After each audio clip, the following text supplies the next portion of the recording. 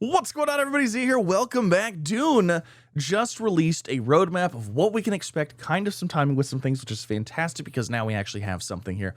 Something a little bit more concrete. Also, they released some like changes and stuff like that they're going to be doing, so we're going to go over that here shortly. But let's start off by talking about this roadmap. We're going to go just from top to bottom, left to right, whatever. You know, it is what it is. So, first of all, the monthly stuff, right? Monitoring player feedback, bugs and cheats, reproducing internally, implementing fixes and improvements, patching test live, tweak is needed, patching live. Basically, that's the loop. You know, that's the constant loop that they're going to be playing of figuring out what needs to be fixed, what needs to be addressed, updated, things like that. Now, for September, I'm going to try zooming in so you guys can hopefully actually see what's going on here. So for September 2025, DLCs are down here and then the free updates are up here. So chapter 2 in the free update section, main story continues. Character recustomization, so it looks like you're gonna be able to recustomize your character. Dynamic encounters, I think that's gonna be more of the if I would have to guess, it's more of the like the crashing ships, the things like that. Social hub contracts, so that'll be interesting. I'm definitely excited for some more contracts, more quests, if you will. As a PvE person, like we like our quests, we like the go do things. New deep desert layouts, so I don't know if that necessarily means like whole new areas, like new tiles, because basically how the deep desert works right now is there's a whole bunch of tiles and they kind of like shift them around every time there's a new storm, you know. So we've got that new archetype armors, so that'll be interesting because right now we basically only have we have scout and we have like heavy, it seems like, and then we also have like the still suits. So a completely new type of armor, I don't know, maybe, hopefully, and then because like sometimes you want like, I don't know, I guess finding the balance right there, you know, you want some of one thing but you want some of another, so it's like you kind of want to make it mix and match. Also, depending on like armor sets, maybe you can have some armors that are better for like, you know, I don't want to say like class specific builds, but you know, maybe a little bit more armor choices so you can mix and match and like really customize it to your play style, you know. New hairstyles and tattoos, which is cool if you're into that. I always play with like full armor and helmet on, so like my character customization, I really don't care. I can't see the character 99% of the time. Anyways, so DLCs. This is gonna be the downloadable content. Now, let's download. Okay, new vehicle, awesome, very excited. New contract chain with unique locations, new building pieces and decorations, new armor and weapon skins, new swatch and emotes, and more. And more on this one.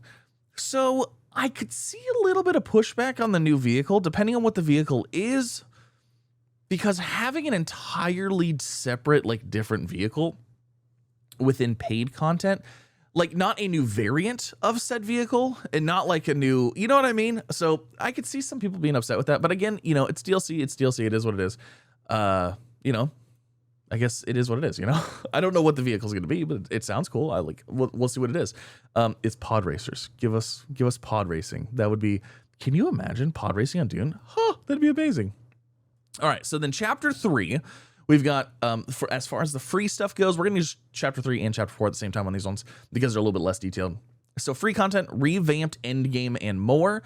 That is the January to March timeframe, and then chapter 4 to be revealed April-June timeframe. And then for chapter 3, Raiders of the Oh, I didn't realize there was names. Lost Harvest is the DLC name for the first one. We've got Raiders of the Broken Lands. Cosmetics, the Broken Lands are shattered plains of broken rock, known for their fearsome raiders. I'm almost wondering, I'm putting on my cap here, I almost wonder if this is going to be a third faction, because there's been talk about a third faction, like a scavenger type faction, or like, you know what I mean? I wonder if Raiders of the Broken Lands, I'm just saying, like, doesn't that sound like a scavengers kind of thing? The Broken Lands are shattered plains of broken rock known for their fearsome raiders. I don't know, maybe not. Just speculating here. Could also just be like a whole new area with, you know, new enemies and stuff like that, or like a whole new, I don't know. And then the Water Wars. Water's life. The water shipper families are at war, fighting for control of the polar caps of Arrakis. That sounds sick. That sounds like a whole new area of new things and stuff like that. That sounds really cool. So there is our roadmap. That's the roadmap that we have. So there you go. There you have it. Now, let's actually talk about what they said as well, because there's a little bit more information and there's some awesome changes coming too, which sounds really exciting. All right, so let's go ahead. Let's talk about this, shall we? So basically, they said, hey, they're working on it. They know the people feel like their communication is not great, but like they've been busy at work. They all have all this stuff going on. So awesome. It is what it is. Live development game. It is what it is. So this week at Gamescom, we are going to be talking about the Chapter 2 free update and the Lost Harvest DLC, our first major additions to the game, which will be releasing in parallel. Some of you will note that while Chapter 2 and the DLC add new content and cosmetics to the game, they are not focused on the end game. This is because Chapter 2 and the DLC were planned and began development before launch. So I like that they're addressing that, hey, this is not the end game. We know that the end game is a thing that a lot of people are looking for. We are aware of that. However, this isn't the end game because we were already working on this. We launched the game and we knew that this was going to be like, our first DLC patch. So they're working on it. They at least acknowledged it. It is what it is, and cool. At least they know that the end game is, is a thing. Take a look at our roadmap below. You can see both the free updates and paid DLCs planned for the near future, and our monthly development cycle as it pertains to player feedback, bugs, cheats, and so on. I made that up. That was me. This monthly cadence is not necessarily always achieved, but it serves to give a window into our approach. They show off the roadmap. Now, again, there's some juicy stuff coming in here. There's a couple things I'm like particularly excited about, and it was literally just talking about on stream yesterday. Also, if you guys don't know, we stream on Fridays and Sundays. We'll probably be streaming tonight, so if you guys want to make sure you like, subscribe, follow, all that stuff, we're going to be live on Twitch and on YouTube, so yeah, shameless plug. We will share more about the major content and features coming in Chapter 2 and the DLC soon. But in terms of quality of life improvements, we're adding the ability to rename vehicles, storage containers, and other placeables, more reliable ornithopter rockets for combat enthusiasts, and the highly requested option to swap seats in a vehicle with a hotkey. This swap seats in a vehicle with a hotkey, that's going to be really good for those solo players that are out mining with the buggy, because right now, when you have to swap seats, you have to press and hold F, and then you have to shift, and you have to go over, and you have to swap seats. It's not that bad, but being able just to like tap a button to switch to a different seat would be much nicer. All of these features will be available for testing on the public test client soon. So let's talk about the end game. During summer, we made some changes and tweaks to the formula of the Deep Desert. With varying degrees of success, we have attract very different demographics to the game, and they're asking for very different things. PvE versus PvP. The whole fight has been going on this entire time. It's hilarious. We've identified several core issues: loss of items / vehicles, players feeling that they are forced into PvP, exploits and cheats, and the lack of end game content / grind. There are things we can do in the short term to address some of these, and there are things that will take us longer to improve. Short term, we will be making changes that are heavily requested by players. Here are some of those coming quickly. So these are the updates that are going to come fast to hopefully give more players more happiness, make more people happy. So improved player logging. One of the key frustrations we see is the lack of information and clarity around why certain items, objects, and vehicles are gone. We will increase the information in your logs so that you have a better idea of what's going on. For example, listing the names of people who take things from chests in your base. So this logging thing is really cool. It's really nice. I personally have not used it a whole lot, and I honestly didn't even know about it until we were streaming, yesterday actually? And we figured out that my base was in fact destroyed by just the storm. The storm destroyed everything. So yeah. Vehicle salvaging system. We're working on a vehicle salvaging system that will allow you to recover lost vehicles. That's interesting. I'm excited to see what that is about, because I don't know the scope of this. There's not a whole lot here, and I don't understand. I don't know to what scenario they're talking about. Are they talking about the scenario where you lose your vehicle to a storm? Are they talking about where you lose it to another player? Are they talking about where you lose it to a worm? What are they talking about here? And the salvaging system is it going to be something where you could go back and get parts of it so you can rebuild another one, things like that? The reason that I can see that this is a thing is because the carriers are extremely expensive. The harvesters are extremely expensive. Even the assaults are not super cheap, And if you are in a small group of people and you lose your carrier, it's kind of detrimental. It's a big deal. It's a lot of resources, So I could see why maybe people are, really hesitant to do stuff, because hey, if I lose this vehicle, I lose hours on hours and hours of work that we put into it. So I can see what's going on with that. I'm curious to see what's going on with it. I have no idea. We'll have to, stay tuned. Cobalt paste and vehicle inventory. We're adjusting the volume of the infamous cobalt paste and adding more slots to the assault ornithopter vehicle inventory. We'll be adding a cargo container that can be carried by the carry ornithopter. I was literally just saying this yesterday while live on stream. The carry.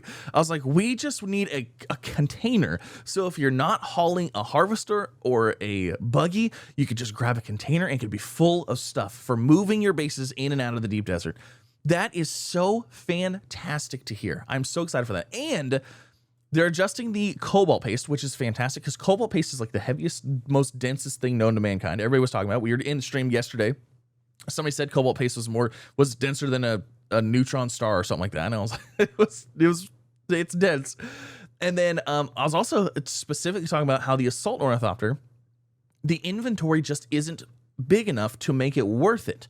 The jump from scout to assault, as far as like carrying and moving stuff, it just isn't really there. So yeah, that's really exciting. Now that says slots. It doesn't say weight. So I don't know. We'll have to see what that's going. But that's going to be, this right here is probably one of the most exciting things for me. Instanced deep desert loot. The constant camping and queuing of the deep desert testing stations leads to a frustrating experience where people arrive to an empty testing station. We're going to change these to be more in line with the rest of the game. So the testing stations in deep desert, apparently, again, I haven't really had any issues because there hasn't been like a ton of players on my server. But people were camping the loot things for respawns and stuff like that. So I think in the deep desert they weren't. Yeah, I don't know for sure. I guess, like I said, my experience is everything I've looted in the deep desert, we could loot together. Maybe this is the PvP area? I don't know. I don't know a whole lot about this one. So it's exciting. Instanced loot is always better, in my opinion, than shared loot. However, shared loot usually is more valuable. So it's like, whoever gets there first. Also, shared loot is typically a PvP mechanic.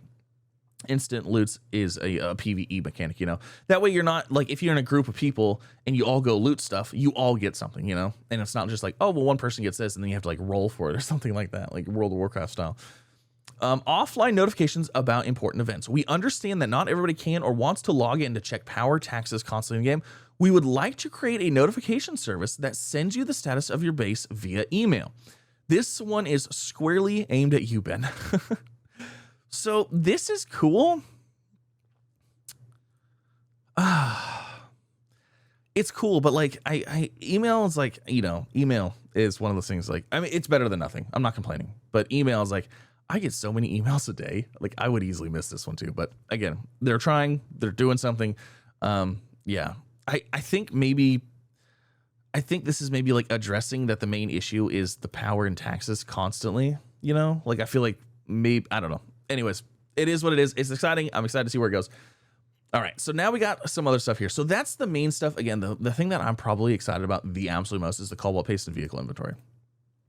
I'm really excited for that. I'm really excited for the larger stuff. I have since started working on a new base again since we lost ours, so that's cool. These are in addition to the current slate of UI UX improvements, continue to crack down on exploiters, cheaters, and stability improvements. Now, let's talk about longer term planning and what we have in store for the end game. Again, the end game is kind of the issue for a lot of people right now. There's just not a lot to do right now. Myself and my guild, my people that we're playing with, we're just focused on trying to get to the top tier stuff. We're trying to get a carrier. We're trying to get the harvester.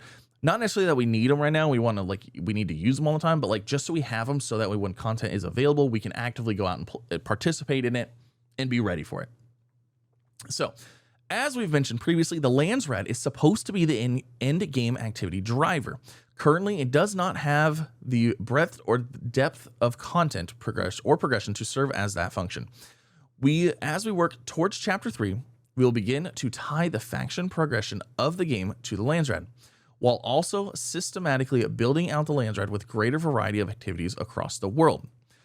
So they basically said this Landsrad, this whole Landsrad or whatever, this was supposed to be like the main end game. This was supposed to be how you interact with like, these are the events going on. These are the things to go out and do. Here, go participate in this. Go participate in this. This was supposed to be like the the community board of what to go and do for the end game, you know?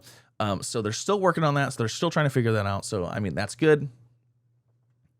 As a player, this means that you can increase your faction rank by completing Landsrad tasks, checking in with your Duke or Baron occasionally to perform special missions, and visit faction vendors.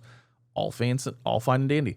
Landsrad activities will become contract-based rather than delivery-based, which will allow us to effectively remove the issue of stockpiling that is currently endemic to the game. So right now, again, if you're not familiar with the whole Landsrad thing, currently the Landsrad will say, give us X resource for X points per resource, and the first person to get the points gets the Landsrad. So right now what you have is people have stockpiled masses of everything. So as soon as the Landsrad comes up, people grab their entire stockpile, boom, go, boom. It's done. Like the whole contract is done and finished, and it's usually finished pretty quick. Now, where this, yeah, that's what it does. So it's going to be contract based instead of like, you know, fetch quest, just turn in item based. So that'll be kind of neat. Something that I think personally would work for this, and it could be bad, but it could also be good, is having quest items. So like if a quest, or they say, hey, I need so much of this resource, make it so that resource is only available for that contract for that time. So you can't stockpile it because it's a quest item. You know what I mean? It's not a non-quest item that you wouldn't use. However, that also changes like, you know, the usefulness of a lot of stuff, because like, you know what I mean? But having quest items, quest specific items, so that way they can't be farmed prior. And it's like, hey, the new Landsrad comes up. You can randomly pick up these random quest items through looting, through, you know, exploration, through whatever. That could also help with that. And then, you know, when it ends, boom, they all disappear. They're only there for that Landsrad. This ensures that people are rewarded for solo play, as well as making contributions easier for them to track, and will give you many choices in how you progress over time. As for the planned activities, we have plenty in mind. In addition to the current testing stations and shipwrecks, the following list contains examples and not promises, as these will take time. These will take work and time to deliver. But currently, we're thinking of things like assassinations, treasure maps, races, construction challenges, duels, faction versus faction maps, improved control points, scavenger hunts, temporary crafting challenges, etc. I'm a little underwhelmed by that entire list. Assassinations, I mean, I guess, yeah, like, you know, okay. Treasure maps, we kind of already have treasure in the game. Races sounds kind of fun. Construction challenges, that's kind of cool. I guess you have your base builders out there. Duels, probably PvP. Faction versus faction maps. The faction versus faction maps, that actually would be kind of fun. But I'm also curious as to how this would function. If it's the standard PvP, but in a faction versus faction map, or if it's more of like a like an arcade thing, like where you would join it, do the faction versus faction. But like if you died, you wouldn't lose your stuff, but you would like win. You know what I mean? You'd win like resources and stuff like that. I'm curious of how that would work. Improve control points, scavenger hunts, temporary crafting challenges, etc. Kind of what else? Well, I guess these are activities. For planned activities, okay.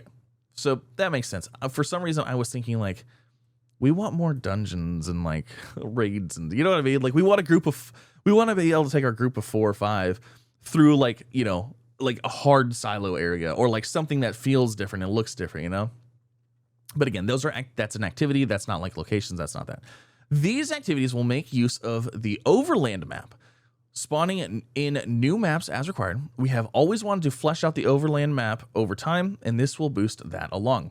Of course, we are open to your suggestions, so please share with us on social media the kind of activities you would like to see in the Landsrad. Yeah, so this is all Landsrad stuff, so that makes 100% makes sense. This stuff would fit within the Landsrad. The stuff that I was talking about wouldn't. The stuff I'm talking about is like, you know, that core, this core, you know, revamped end game and stuff like that. So, but you know, that's my burning desire to PvE, you know.